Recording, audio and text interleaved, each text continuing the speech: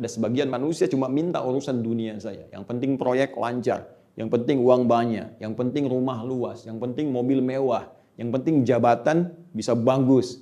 Dia nggak berpikir setelah kematian bahwa apa yang ia dapatkan selama hidup di dunia akan hilang, sirna, punah saat nyawa mulai keluar dari jasadnya dan kembali ia ke alam kubur, ke tanah yang ia berasal darinya. Maka tidak ada peluang bagi dia untuk mendapatkan semua kebaikan saat kembali kepada Rabb di masa yang lebih abadi. Jadi berbeda. Wa fil akhirati hasanah wa qina adzabannar. Ya Allah, mohon berikan kemuliaan aku di akhirat saat aku pulang ya Allah. Baik, tapi yang paling menarik, kalimat ini menjadi penegasan. Wa qina adzabannar, dan jauhkan dari ancaman neraka. Jauhkan dari siksa neraka. Kenapa kalimat ini penting? Karena nanti ada yang pulang ke akhirat, memang nanti sepanjang dia beriman, ada amal soleh, bisa masuk surga. Cuma persoalannya kalau dihisab, timbangan amal salahnya banyak, salah banyak, soleh sedikit, mampir dulu ke neraka. Jadi ada yang ke surganya lewat neraka dulu. Tuh. Nah kita mohon ya Allah, kalaupun saya nanti ke surga dengan izinmu, jangan mampirkan saya ke neraka, jauhkan saya dari ancamannya. Masya Allah. Yang berikan informasi ini, yang mengarahkan langsung Allah. Allah yang kasih doanya, Allah yang berikan waktunya, Allah yang tunjukkan caranya, dan pasti Allah pula yang mengabulkannya. Ini poinnya. Ini masih umum. Jadi kalau lagi bingung-bingung malam, udah banyak doa apa yang dibaca? Nih. Makanya orang tua kita menyebut sapu jagat. Nyapu semua dosa, dapat di jagat. Baik ya? Tapi kalau kita ingin spesifik misal, kita turunkan lagi. Ustadz, saya ini imannya suka naik turun. Kayak lift, naik turun, naik turun, naik turun. Ya, gimana caranya Ustadz? Kalau sedang naik semangat ibadah, kalau sedang turun malas, jangankan yang sunnah, fardu pun kadang terlambat. Baik, maka ada doa langsung di Al-Quran ditunjukkan. Dan nanti di hadis dikuatkan. Di Al-Quran di surah Ali Imran, surah ketiga, ayat ke-8. Ya. Paling kiri agak ke bawah. Rabbana, lagi-lagi pakai ini. Rabbana, la tuzigh qulubana ba'da idh hadaitana wa hab lana min ladunka rahmah innaka antal wahhab. Duhai Allah yang merawat kami, duhai Allah yang melihat kami, menatap kami, memberikan segala apa yang kami butuhkan dalam kehidupan dunia, dan memberikan syafaat dengan izinmu di akhirat nanti ya Allah. La tuzigh qulubana. Mohon rawat ya Allah jiwa kami. Mohon rawat jiwa kami ya Allah. Jauhkan dari segala yang bisa memalingkan kami dari ketaatan kepadamu. Ba'da idh hadaitana, setelah engkau memberikan petunjuk kepada kami. Ya, kalau sudah senang ke masjid ya Allah, jangan sampai saya enggak ke masjid lagi. Kalau sudah hijrah ya Allah, jangan sampai saya melepaskan hijrah ini. Kalau sudah berjilbab ya Allah, jangan sampai saya lepaskan lagi jilbab ini ya Rabb. Kalau sudah senang berjamaah ya Allah, jangan sampai ada kegiatan yang bisa memalingkan saya dari jamaah ini. Ya. Rabbana la tuzigh qulubana ba'da idh hadaitana wa hab lana min ladunka rahmah, dan mohon anugerahkan rahmat-Mu ya Allah, rahmat. Sudah, kalau sudah rahmat itu sudah puncaknya. Ya, sudah puncaknya. Bisa kesenangan, kenyamanan, kesuksesan, ketenangan. Bahkan di rumah tangga juga ada rahmat. Bukankah dari samara, sakinah, mawaddah, rahmat kan? Ya, Quran surah ke-30, ayat 21 itu. Litaskunu ilaiha wa ja'ala bainakum mawaddatan wa rahmat. Itu kalau sudah rahmat, luas. Innaka antal wahhab, sungguh engkau yang maha memberi tanpa batas. Nah ini kalau Anda menginginkan, mohon kepada Allah supaya iman diperkuat. Ya, supaya hari ini lebih baik daripada kemarin. Ya Allah, supaya kuat iman, malam nanti bisa tahajud lagi, malam nanti tarawih lagi ya Allah, malam nanti bisa baca Al-Quran ya Allah. Jangan sampai saya berpaling kepada kegiatan lain yang bisa menghindarkan saya dari tilawah Quran saya ya Allah. Saya ingin fokus ya Allah. Jangan sampai ada agenda-agenda lain ya Allah mengajak saya berpaling dari Al-Quran, berpaling dari salat, apalagi ini di malam-malam terakhir ya Allah. Kuatkan saya. Jauhkan saya dari pengaruh-pengaruh sekitaran saya yang bisa menjauhkan saya darimu ya Rabb, minta. Nah itu ya. Nah, di hadis sangat populer. Ya, masih ingat kalimatnya? Ya muqallibal qulub, tsabbit qulubana ala dinik.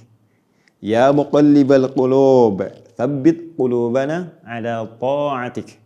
Ya muqallibal qulub, tsabbit qulubana ala al-iman. Tuh.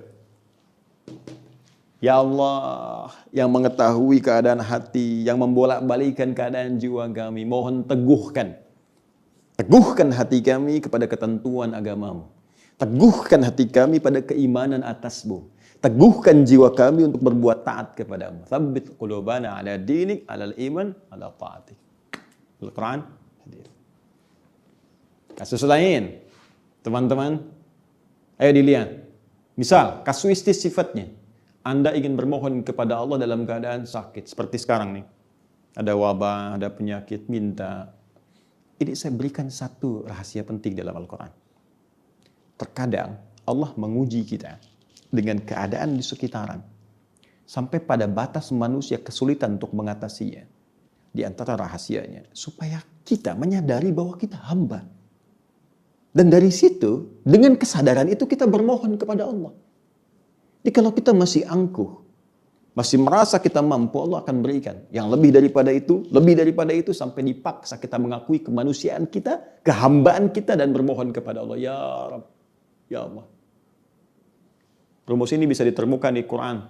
Surah ke-6 misalnya, Al-An'am ayat ke-42. Ya, perhatikan kalimatnya.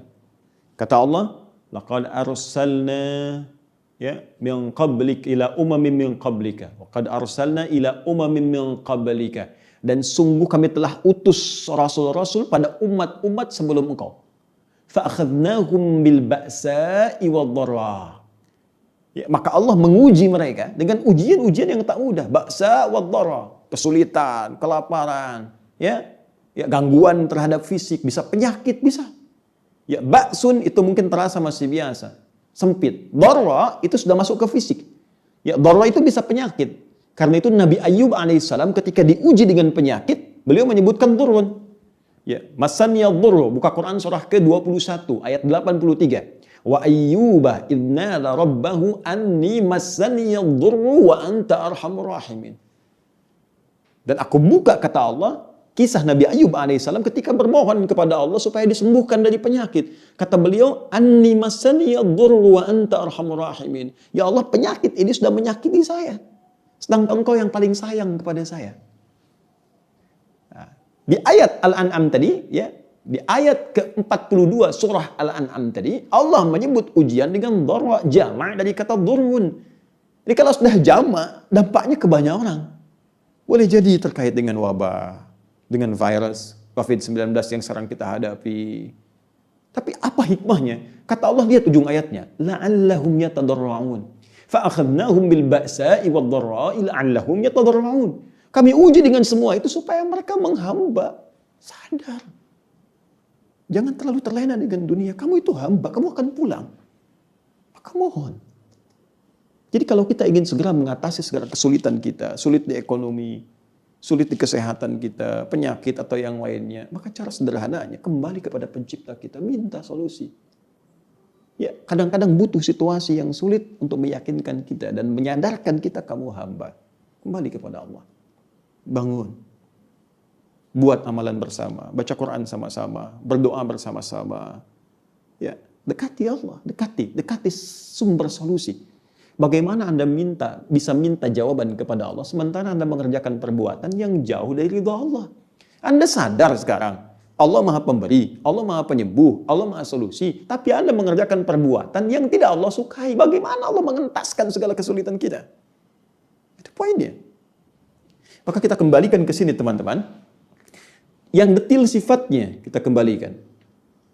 Jika ada kaitan itu, ya, misal adakah dengan penyakit seperti tadi?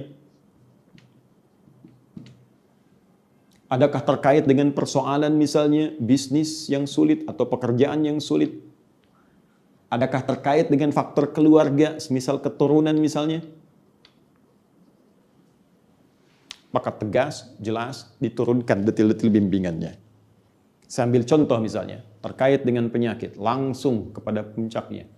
Ada doanya Nabi Ayyub alaihissalam. Ya, anni massaniya dhurru wa anta arhamur rahimin. Tanamkan zikir ini.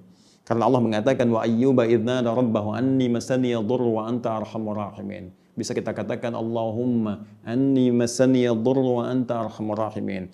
Yang muslim, ya, yang diuji dengan virus COVID-19 ini. Ya, corona ini. Jika ada yang memvonis Anda positif atau Anda misalnya PDP, kembali kepada Allah supaya tenang jiwa kita. Lakukan salat malam, minta kepada Allah dalam sujud kita.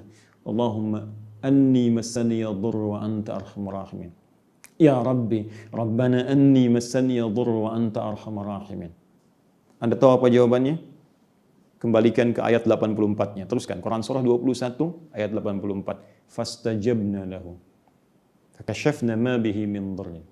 Wa atainahu ahlahu wa mithlahum ma'ahum rahmatan min indina wa dzikra lil 'abidin. Kata Allah, aku langsung jawab doanya, aku sembuhkan penyakitnya. Fakashafna ma bihi min dhurrin. Maka kami singkap semua rasa sakit yang ia alami. Bukan cuma sembuh, rasa sakitnya disingkap semua. Sehingga seakan-akan tidak ada rasa sakit yang terasa di badan kita, bahkan di jiwa kita. Kadang orang badannya sehat, hatinya sakit. Ini diungkap, singkap semua oleh Allah. Dan yang paling menarik di ujung ayatnya, ini pengingat bagi setiap hamba Allah. Jika dia sakit dan berzikir sama seperti Ayub alaihissalam, aku akan sembuhkan ia seperti aku sembuhkan Ayub. Apalagi? Bisnis. Yang sulit. Kadang ada yang menyakiti, kadang-kadang ada yang ingin menyingkirkan, menyungkurkan, aktivitas gak lancar dan sebagainya. Doa, minta. Ya, minta doanya Nabi Yunus contohnya. Nabi Yunus berbisnisnya dengan Allah karena beliau Nabi. Bukan dalam konteks materi, tapi dalam berdakwah. Ya, dalam berdakwah. Pernah dalam berdakwah beliau kemudian diutus pada satu umat, lantas kemudian mendapatkan respon yang tidak menyenangkan, lalu beliau tinggalkan. Nah, itu keliru. Ini ajaran dari Allah, kalau dihadapkan pada tantangan, atasi sampai maksimal. Anda berbisnis, atasi, ikhtiar sampai maksimal. Minta kepada Allah. Mohon kepada Rabbmu. Minta. Ya, apa yang terjadi, naik ke atas perahu, kemudian diundi, bebannya terlalu berat, tapi ini sinyal dari Allah. Ternyata yang kena ujiannya Nabi Yunus alaihissalam. Dilemparkan, ditelan sebuah ikan besar. Ditelan seekor ikan besar. Masuk ke dalamnya. Apa yang terjadi? Bukankah beliau berzikir, berdoa kepada Allah? Buka Quran surah ke-21 ayat 87 sampai 88. Wa dhannuni idh dhahaba mughadiba fa dhanna an lan naqdir alayhi fanada fi dhulumat an la ilaha illa anta subhanaka inni kuntu minadh dhalimin. Itu zikirnya. La ilaha illa anta subhanaka inni kuntu minadh dhalimin. La ilaha illa anta subhanaka inni kuntu minadh dhalimin. La ilaha illa anta subhanaka inni kuntu minadh dhalimin. Apa jawabannya? Buka ayat 88-nya. Fastajabna lahu. Wa najjaynahu. Ya. Wa kadzalika nunjil mu'minin. Fastajabna lahu. Ya, kami jawab doanya. Kemudian apa? Kami bebaskan dia. Kami lepaskan dari awan gelap. Gham bahasa Qur'annya. Awan gelap yang menaungi. Allahu Akbar. Teman-teman sekalian, mudah bagi Allah mengatakan, kami lepaskan ia dari jeratan ikan besar yang menangkapnya, yang menelannya. Tapi yang paling menarik, Allah buat kalimat umum, awan gelap yang menaungi. Bukankah orang-orang kalau gagal dalam bisnis suka merasa berat? Kehilangan pekerjaan merasa gelap? Ya, gagal dalam sebuah pertarungan jabatan, pertarungan macam-macam, bukankah merasa kadang gelap? Ya, kadang merasa nggak nyaman, ya Allah, hilang pikiran dan sebagainya. Amalkan zikir ini, kata Allah, kadzalika nunjil mu'minin. Maka demikian pula kami akan selamatkan orang-orang beriman seperti kami selamatkan Yunus alaihissalam. Setelah itu beliau diutus kembali pada 100.000 masyarakat, 100.000 orang di tempat tertentu dan berhasil dengan dakwahnya saleh. Ya, kalau sudah dapat bimbingan Allah Subhanahu wa taala, hati jadi lapang, maka apapun yang Anda hadapi, Anda akan berikhtiar dan dengan ikhtiar itu Allah kirimkan kemudian keberkahan pada diri Anda. Demikian ayat 89 sampai 30-nya sampai 90-nya. Demikian ayat 89 sampai 90-nya.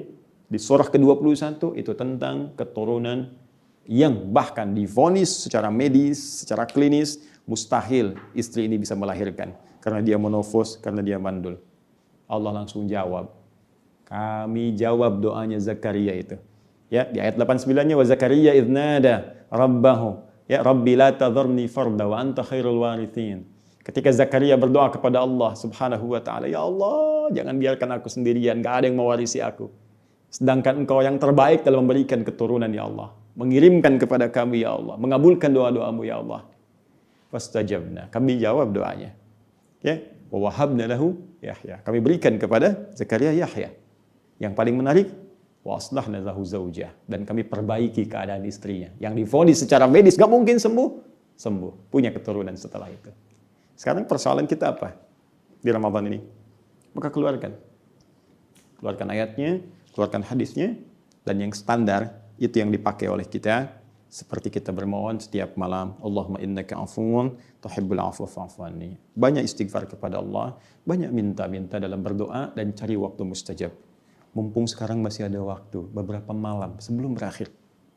Saya sarankan tinggalkan yang tidak bermanfaat dulu, fokuskan diri kita pada kebutuhan kita. Jika dunia ada terasa sulit, minta, ya Allah lapangkan rezekiku, ya Allah dalam situasi saat ini, ya Allah lapangkan. Berikan kesempatan ya Allah untuk bekerja lagi. Berikan kesempatan untuk bisa mendapatkan rezeki terbaik darimu. Ya Allah sembuhkan penyakitku. Ya Allah makmurkan negeriku. Ini yang terbaik kita mintakan. Jika merasa cukup dengan dunia, mohon kepada Allah untuk akhirat. Ya Allah anugerahkan keluargaku sebagai ahli surga. Jadikan kami ahli Al-Quran. Jadikan Quran sebagai teman di alam kubur nanti, syafaat saat di akhirat. Itu yang dibutuhkan oleh kita sekarang. Jika kita mampu mengerjakan itu, ada yang Allah janjikan kepada kita untuk dikabulkan. Ujibu da'watad da'i idza da'ani. Kemudian ayatnya ditutup, falyastajibu li, maka cepat respon seruanku. Jadi kalau Allah sudah mintakan, respon. Cepat, jangan tunggu. Sekarang mau buka, doa. Malam, doa. Isi dulu dengan amal soleh.